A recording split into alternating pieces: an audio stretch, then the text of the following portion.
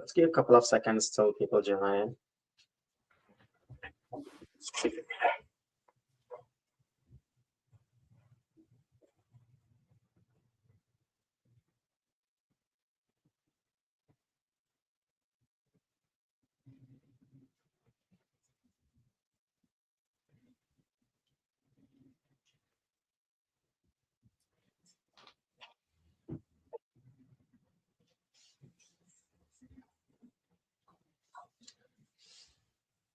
Okay, let's kick it off. It looks like people are joining in slowly. Welcome, everyone. Really excited to have you all here. Today, we are launching something we have been working on quite for a while. NOps GCP Commitment Management. Now, here's a big headline, as you can see on the slide. GCP commitments in 2026 are not set it and forget it anymore. With net new price billing and shifting in CET dynamics, and the old playbook that used to generate free savings can now quickly turn into a cost trap. That's very scary. I know that. And if you are managing GCP at scale, whether you're a FinOps leader, a cloud architect, an engineer, or a finance partner, this session might genuinely change how you think about commitments, especially in GCP. Cody, let's start here. For years, teams thought commitments were easy. Buy a CED, lock in savings, move on. But what's changed here? Yeah, so the biggest shift is the move from the credit-based billing to basically net price billing. So in the old model, you had spend, then credits, and discounts layered on top. So it felt like savings were additive, and you had a lot of different negatives coming in. So as a practitioner, it felt very good. But in the new model, the commitment amount you specify is the discounted rate, not the on-demand amount you're committed against. And this is going to be a really big deal that we'll get into throughout this. It seems very subtle, Shuri, but it has big implications, especially for customers or people who came late into the upgrading to this new model, basically. Yeah, exactly. Financial, it's very different, right? The free savings era is gone. So yeah, we'll be talking more about this in the session, and quick housekeeping things before we jump into the session right away. Today's live will be approximately 30 minutes. We'll start exploring just as a brief introduction about GCP financial changes, billing changes, commitments changes, and how CDs will be applied and everything, and the strategies you can follow, risk mitigation, and also walk through adaptive layering, which is common practice in FinOps space, and the real world playbook with the new changes. And we'll take questions from the audience. Please use the LinkedIn live comments to post your questions. And today's session will be recorded and it will be available on LinkedIn, so you can view it again or you can share it across your colleagues or teammates. Awesome. Yeah, what is the biggest 2026 GCP billing shifts, Cody? We have been talking about savings era is over and everything. What is the main shift that's happening? Yeah, so just old world, you have your fee, your usage, and your credit. 3 lines to reconcile. New world, you have the discounted price baked in. So list price next to it, done. So why does this matter? This fundamentally changes how you analyze commitments in 2026, right? So I encourage anyone, if you read the text below in the console before you make this purchase, it says you are no longer making on demand, you're doing the discounted. So if you're a customer or someone who basically did these late and now you make that purchase, if you just renew the same thing you had, say $70 an hour, right? Just to make it simple, that $70 an hour will now cover a lot more than you originally intended. So sure, as you can imagine, as a FinOps practitioner, if you do this and you mess up, you can incur your company a lot of costs just by renewing the same thing that you originally had done. So that small change is what I really want to highlight, that if you're someone who is making these purchases, make sure you are actually analyzing what you're doing. And if you go into Google documentation, funnily enough, and you read how to do the calculation yourself, they say, yeah, it's too hard. Don't worry about it. Just use our recommendations, which to me is crazy, right? So you need to be very mindful of what you're doing. And the other big change is your old billing data, say you did it very late into the 2026, right to the edge, it doesn't suddenly get magically updated to the newest billing, right? It all is legacy billing that you now need to normalize if you were doing your savings, right? This is a big deal for customers, right? Like if you're suddenly doing your savings and all your stuff breaks, well, yeah, they changed the model, right? So these two big changes do have real consequences for teams that they need to refactor. They now need to normalize, and they need to make sure they're making the purchases correct. So as you So can imagine, it seems simple, but that's not the case, Sherry. exactly. I thought it's just a billing UI change. Oh, line item will be a different name and stuff. Definitely, it's not sounds the same thing. It's a huge financial exposure change because your $70 commitment is not $70 worth anymore, right? It's a different dollar value right now, and that's calves across FinOps teams. And now add in another layer where your billing reports, dashboards, allocation, cogs that you have built previously does not matter or are in the same form anymore again. So it's a lot of things for FinOps practitioners or FinOps teams out there who are dealing with GCP. So it's not just UI change, guys. Just be careful when you're flipping it, where you don't have dependency on these things, right? That's scary, but hey, they're normalizing across all the clouds. So I get it. I get it. Uh, Jumping into the other thing, right? I heard the concept SATs, and what's happening with it because there is no latest news from them from GCP around sets. Are they getting deprecated? What's happening around sets in general? So suds will continue to be there for their current machine families, right? But they are technically being deprecated for new machine families. They don't use them. So the idea behind suds for Google originally was, if you were moving to the cloud, you weren't going to take advantage of all the elasticity, right? That just wasn't going to happen. So what they did is they said, hey, you come to our cloud, we'll give you free discounts for just running your workloads here, right? And for N1 specifically, it's up to 30%. That's pretty good for doing nothing. It's a 30% discount. But as you can imagine, Shuri, this causes a lot of confusion now still, right? It was only on the older generations this is a thing. So when a lot of, we've had customers come to us where when they modernize, right, they go, why did my bill skyrocket? Because they were accounting for a 30% discount that they're not getting. Google is not putting suds or, they're just not doing it anymore. Anything new, nothing has subs, right? N1s, M1s, N2s. These are all like 6 to 8 year old machine families that people are moving off of. So FinOps practitioners will account for suds when they're upgrading. They do the upgrade, they get hit with a massive bill, and they're like, what's going on here? So it is quite confusing. And I think Google should probably come out and say something about it because it still gets brought up to like today, right? So Exactly. I have a great opinion on sets. Okay, here's the opinion of my side. Okay, I've been done migrations and modernizations for companies for past 6 years or so, and there I've been a FinOps practitioner for past 4 years or so. And the FinOps in me loves sats. mhm. I don't need to commit. It's a freebie. I'm getting discount for something I'm not even purchasing or financially committing to. But the engineer and the architect in me says, these are legacy. My application is going to die if I keep running on them. It's a volatility, right? The more containers, more cross regions, auto scaling, mixed workloads, applications are getting modernized, and these legacy architecture or infrastructure can't work with them, right?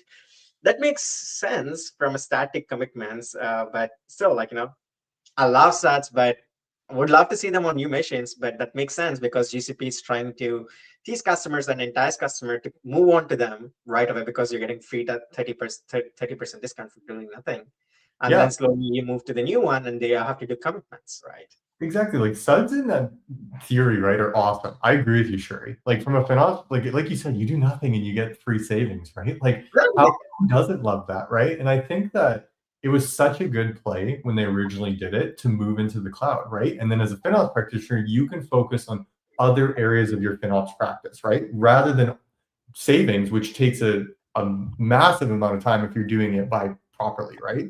So that was the big thing. Again, love them, but Google just they don't want them anymore. They're moving you towards the committed use discounts. Exactly. I mean, with all these complexity increases and commitments getting risky, that's where I think most teams start playing what we call commitment Tetris. I think we'll talk about it slowly in the next few slides, but that's going to get very interesting. But before jumping into the commitment Tetris that we want to talk about, right? Let's see the main differences between resource-based cuts and spend-based or flex cuts, we call it, right? Uh, Very simple fashion. Resource-based cuts are deeper savings, higher savings you can gather, ping to your machine, family, region, right? Whereas flex cuts, which is nothing but spend-based cuts, moderate savings, it follows your spend across multiple services, right? And what's a misconception here, Cody, in between these two things?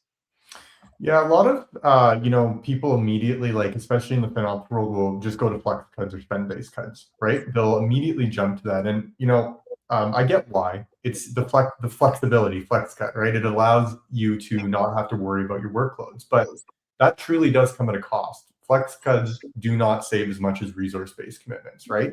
And that's just a fact. They do not. They'll never save as much. Even a 1-year resource-based cut is competitive with a 3-year flex cut. And just for people, not every single machine family is coverable by flex cuts. So we had a customer who bought a $70 an hour savings plan because they were like, oh, I have the usage. It was T2D. It can't even be covered by flex cuts. So that was a whole fiasco of dealing with that, right? They can only be covered by resource base. That's what I mean. You have to be very mindful of these edge cases because they have massive dollar ramifications in Google if you're not paying attention to those little edge cases. I wonder how these GCP recommendations work in this case. I bought a $70 and I realized after buying it, oh, it can be applied on these resources. And how could even someone figure it out, especially with GCP recommendations in picture here? Yeah, like you really have to be digging in and paying attention to this, right? There's so many details around commitments, right? And I'll hear a lot, GCP is the easy one. And then we run into, with customers where they're like, what happened here? Like, I thought it was easy. It's like, yeah, it's easy, but it's only easy when you know all of this and you're paying attention to it. I mean, Google is constantly modernizing their commitment area, right? This new spend base is massive. They're adding new ways to modify, right? Like, I highly doubt Google is going to stop changing this, right? If anything, they're going to change it more over the next few years. That's what I think is probably going to happen for the Google side. So they are like modernizing commitments, which is great. But yeah, like as a customer, it's really hard if you don't know your organization at scale, especially when you don't have common syncs with your engineering team on what's their plans and everything. Then you're trapped. Exactly. It's another type of commitment trap there, right? Yeah. So with these kind of commitment traps, what comes in picture is you can hit 99% coverage with resource cuts, right? But with only using flex cuts, your blended savings rate drop, right? So if you think of flexibility versus discounts I'm getting versus how much coverage I have, with blended, which is combination of spend-based cuts, resource-based cuts, it gives you the best coverage and best usage and best discount rates because you are mixing and throwing up the resource-based ones. With your $70 one, that a scenario of one of the customer experience, Cody, right? So if they are, they're going only with flex-based cuts, which they're assuming a higher coverage and higher discount rates, but coverage is only dropping because there are some resources that can be covered with flex-based cuts, and the savings also drop. Now, throw in our resource-based cuts over there, your savings jump, your whole coverage jumps, and that's where the blended comes in picture, right? Yeah, and blended is just, I agree 100% sure. Blended is just honestly the best way to go. What we'll see is a lot of people say, I'm just going to buy a 3-year, $100 an hour, $150 an hour flex cut, spend base, right? And when they do this, you're locking in for an entire 3 years. You're betting against no changes in your architecture in regards to spend. AI isn't going to change things change things up, right? A blended gives you risk mitigation, the best discounts, and it's making sure you're taking advantage of what Google wants you to, which is resource-based 1 and 3 year, as well as FlexCut 1 and 3 year, right? Flex only seems so attractive, Sherry. It really does. Like you buy it once, you're done, right? But if you do that, that's not best practice, right? Like even architecture, right? Sherry, you can't just look at them one and done. You always have to come back to it and make these, analyze it basically. So in a way, I would say of a laddering strategy or something like that. I want something that I want to make some savings instead of paying full price. I want some savings, doesn't matter how much I get, even if penny saved is a penny saved, I can show to my finance team. Then I believe flex-based cuts make sense over there. Slap one flex-based cut, done, move on from the day, say that you're saving some money and stuff. But if you want the best out of everything and make everything possible, I feel like blended is the best option over here. and it's the best strategy, right? And 100. yeah, this is where it gets interesting, right? We were talking about the commitment Tetris just like a couple of minutes ago, right? And the most interesting part, I love the visual especially. And we think about commitments in three layers in general at all times. The first one is foundation. Foundation is basically nothing but stable. This legacy application or applications that cannot change or does not change or not even driven. That's like bread and butter for the whole thing. It's the heart of the service of or your core foundation of your whole company. So those things which run on the VMs, that's where you go with resource-based cuts, right? Like that's a foundation. You're getting the maximum best out of what you can do there. And then the next one is like agile layer, where you have event-driven architecture coming in, which is like cross-region, cross-traffic, cross-family, and all that stuff. That's where you go with flex-based cuts. And the peak, which is like what's left out there after, which is we move to cloud for event driven. When there is a traffic spike that happens like to the peak one, which happens once a day or once a week or once a month or so, that peak is still going to stay as on demand because it's used it's used in that architecture deliberately to be as less volatile as possible, right? Why is this layered model in general so powerful, Cody? Yeah, just, I love the commitment Tetris. You'll hear many practitioners have different ways of doing this. I personally love the Tetris model. It just makes so much sense to me from how you have to basically piece and slot everything in perfectly. But it basically aligns to workload stability, right? And you touched it, Sherry, right? Every commitment you make should have a place and a reason of why you're making that purchase, right? Again, stable baseline, resource cuts, right? That could be for a bank like your SAP systems, right? You're very like, this is not being touched for a while. Why would I put a flex cut on that? I will put resource cuts on it, right? I know it's not moving.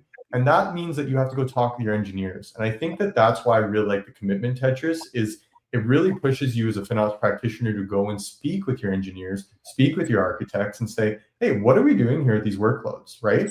Should I put it into the more stable resource cuts and get us way more savings over the year that we can then reinvest?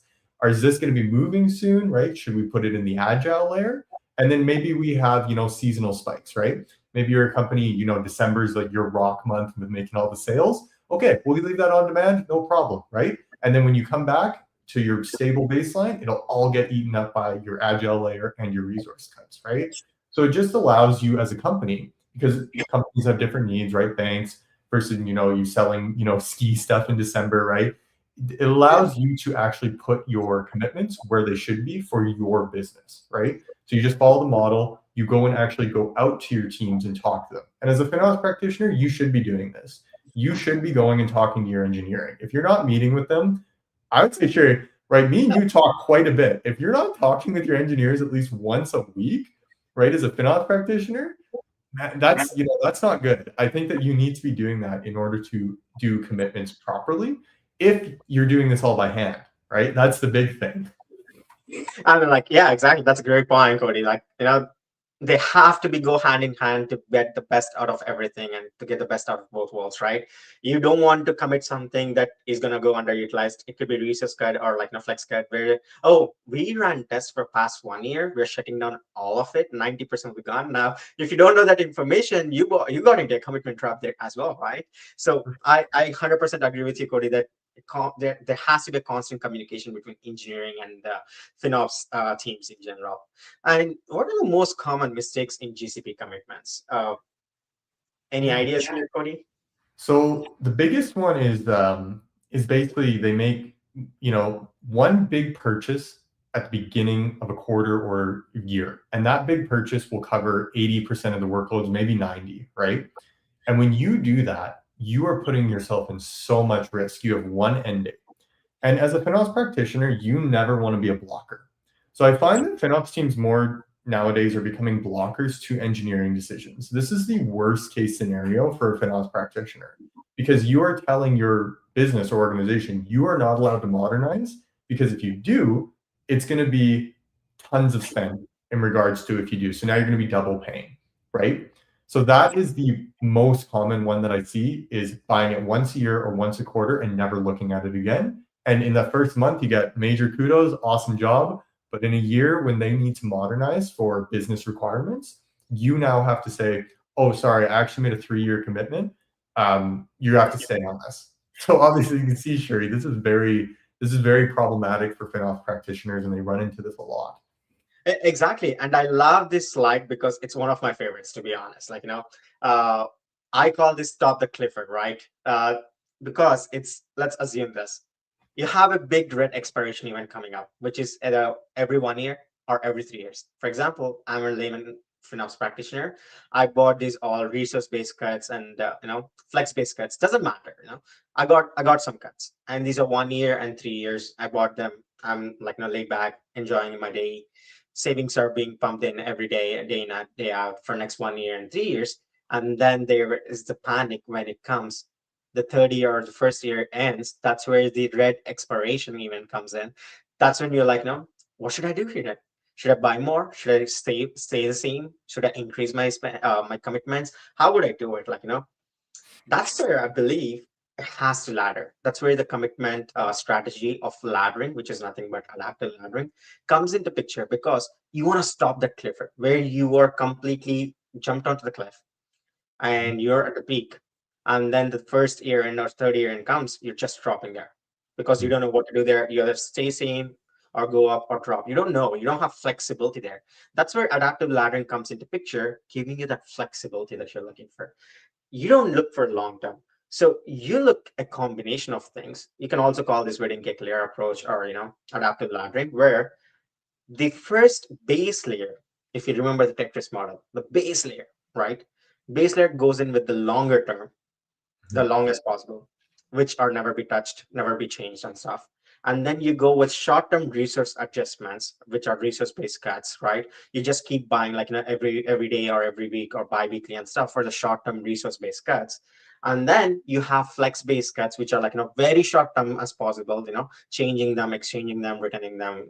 It could be 10,000 different things based on the cloud you're in. And with those things, you get the more flexibility, right? In a short term, Cody, why do you think I love this model? I love this, this visual, and it clearly explains what does adaptive laddering mean, right? But why does adaptive laddering can reduce risk, or how does this can help in reducing the risk that an organization can have? For sure. And, just going back to that blocker thing, right? Sure, for FinOps, right? What it allows basically FinOps practitioners to do is, now when architecture decisions get changed, you now can just say, yeah, sure, I have end dates for whenever you need to do your migrations.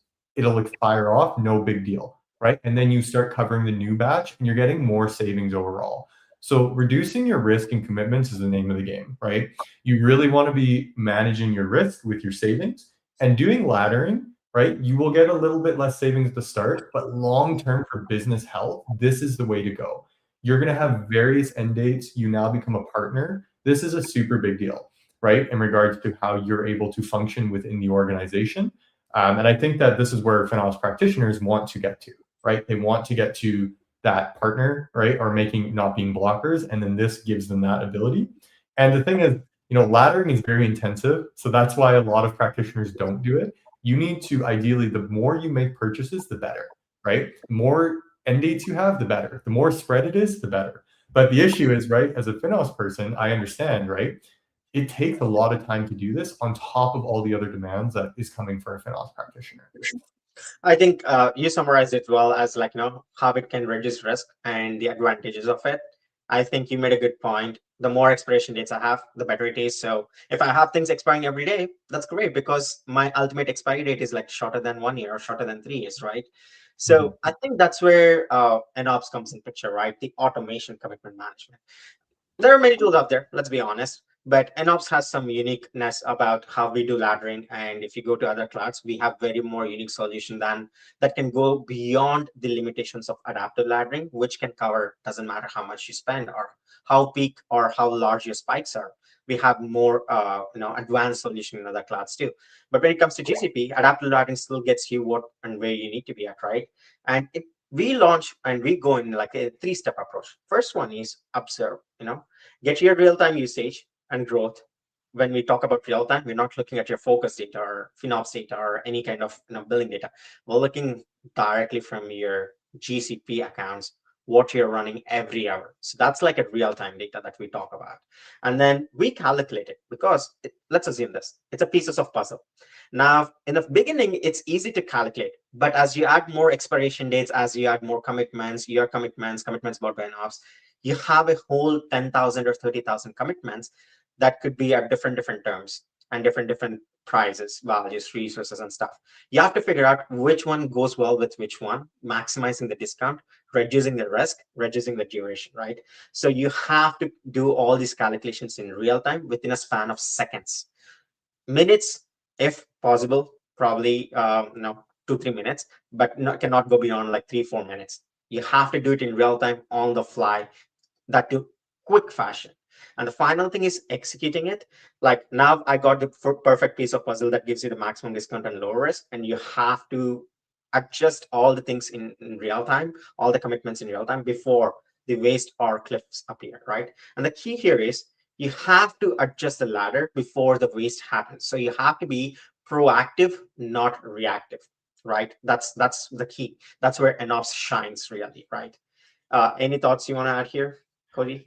Yeah, so let me bring this around to what we were talking about. Remember, I was saying you should be meeting with your engineers every week, right? I was in that place as a FinOps lead, right? I was meeting with the engineers every week, right? I was very involved, and this took up a lot of my time. I was trying to ladder a little bit better than what I would say is the general, right? And I was trying to do the ladder at my company every month, right? That was very intensive to do, right? And that time commitment was I had so many things as a FinOps practitioner that you need to do, and our scope is getting bigger as FinOps professionals, right? Sure, like all the time, you see FinOps org. So a tool like this literally will save you so many hours, and now you know that you're going to be risk mitigated, right? And in the world where AI is constantly changing things, I think the business value this excites me. Right? This is the whole point of why I was like, yeah, I want to come to FinOps. I want to build like this is amazing. And I would have loved this tool when I was a FinOps practice lead for the sole reason that it saves time, right? I just don't have enough time to analyze this, and I can't beat hourly. I think that's a big thing, Sherry. Like, even if I'm like, you know what, I'm going to do it, I'll never beat an hourly automated, basically management system. It's never going to happen. Exactly. And even if I build it, it always comes down to cost benefit analysis. How much time is money? Let's be honest. A resource is spending their time on XYZ product or build the same automation it has.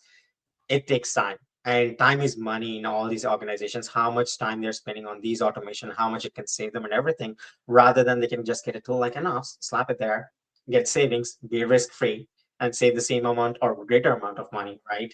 That's where it comes in, right? And then it's the final $1,000 audition, I call it. It is a reality. In large GCP environments, delaying commitments can cost like thousands of dollars per hour, not even days, per hours, because you're in a suboptimal rate. Not because you're overspending widely, just because the not knowing the best blended rates or best combination for your own environment will create these inefficiencies there. And what is the most common mistake, Cody, do you think that people do here? And this is where really analysis paralysis comes in, Sherry, right? Like you have so many decisions and micro decisions you need to make in regards to this. And when you're making that purchase, you're making $500,000 commitments, $1 million commitments, right? I was making between 5 to 10 and $1 million commitments, right? If I mess that up, right, that comes back on you as a professional. And so what a lot of people do is nothing. We had a customer where they had an expiration. They had no clue what to do for about 6 months, and it cost them $100,000, right? Yeah, USD. Just by doing nothing, they lost that money, right? So that's where I think that teams wait for the perfect visibility, but volatility doesn't wait, right? Your workloads are going to get even more volatile over time. So if you're laddering properly, though, as we went over, this shouldn't be an issue. But again, that's where that hourly ladder comes in, where you no longer have to worry. Whereas a FinOps professional, you just can't do that. exactly. Otherwise, you'll be in a trap, right? Uh, Perfect. We're right about the time. I'm just gonna take a couple of questions. We have a few questions here. Let's get into the question and answers. Let's take it really quick. Uh, as you guys know, commitments are not buying about discounts. It's about optimizing and managing it the optimal way.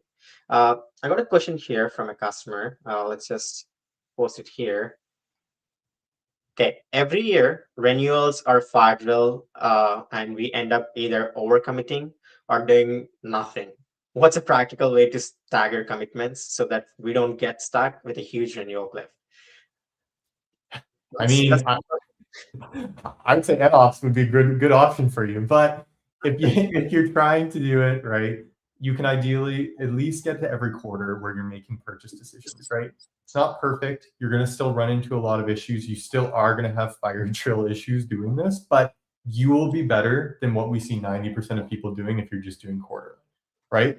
If you want to do hourly and you want to make sure that this is no longer a fire drill, obviously I would say NOps, our tooling, can help you out a ton. But again, just get into the quarterly rhythm. That will at least get you started, and then you won't be dealing with such a big Clifford. Right now, it's every quarter, which a lot of businesses can at least align to. But again, I'm going to say that's what I was trying to do, and I still ran into issues doing that model, right? And when you get into monthly buys, it's going to be tough. That's what I'll say. Yeah, that's a great question. I think we don't have any more questions. This is the final one and the only one we got for today's session. Really appreciate your time, Cody, and really appreciate everyone joining. If you have any questions, please reach out to me or anyone in our team or in our company. We're happy to join and give you a free savings analysis and see how risky your commitments are right now and how can we save you more compared to what you're doing. We are like the cream de la cream, right? You want the best of the best. Just let us look at it. It doesn't hurt just for someone to look at it, right? It's like a free consultation just to give you a health check of what your commitments and how your commitments are doing. And once again, thanks for joining, everyone. Really appreciate it. Have a wonderful day. Bye. Thanks.